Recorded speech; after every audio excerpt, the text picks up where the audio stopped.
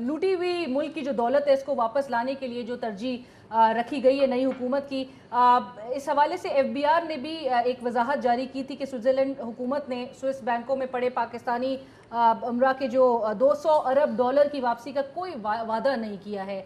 क्या तरीक़ेकार होगा, किस तरह से आप, और चूंकि ये काम इतना आसान नहीं है, तो क्या ये नई हुकूमत की स्ट्रैटेजी होगी? देखिए, काम इतना आसान नहीं होता था आज से 10 साल पहले, 15 साल पहले, जब वो फर्डिनेंड मार्कोस का एक मॉडल था जो फिलीपीन का प्रेसिडेंट था, जब उसकी अमाउंट ढूंढने के लिए निकले थे।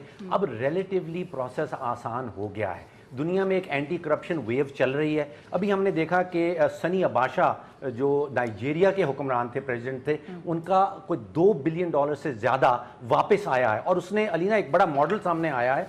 वहाँ पे नाइजीरियन हुकूमत ने क्या किया है कि जितने पैसे लूटे हुए वापस आए हैं, उन्होंने 3 लाख नाइजीरिया की गरीब तरीन ख़ानदान की आइडेंटिफिकेशन की है, शनाख्त की है, और उनको 5,000 नाइजीरियन नायरा हर महीने का दिया जाएगा उस पैसे में से जो सनी बादशाह का लूटा हुआ वापस पहुंच गया। और वहां पे उन्होंने वर्ल्ड बैंक को उसकी निगरानी दे दी है, उस पूरे प्रोग्राम की। वर्ल्ड बैंक निगरानी भी करेगा, वर्ल्ड बैंक ऑडिट भी करेगा, और गरीब तरीन खानदान जो नाइजीरिया के हैं, वो सनी बादशाह का लूटा हुआ पैसा जो वापस आया है, उनको अगले 6 साल तक एवरी मंथ 5,000 नाइजीरियन नायरा मिलेगा। फर्डिनेंड मार्कोस का पैसा तकरीबन $4 बिलियन ऑलरेडी फिलीपीन वापस आ चुका है। लिबिया के कर्नल कदाफी के बेटे की बहुत सारी जायदाद जो बरतानिया में थी वो मुंजमद कर दी गई। वहाँ के बरतानिया के अदालतों ने फैसला कर दिया, उसकी नीलामी हो गई। नीलामी से जो पैसे मिले वो लिबिया को वापस भेज दिए गए।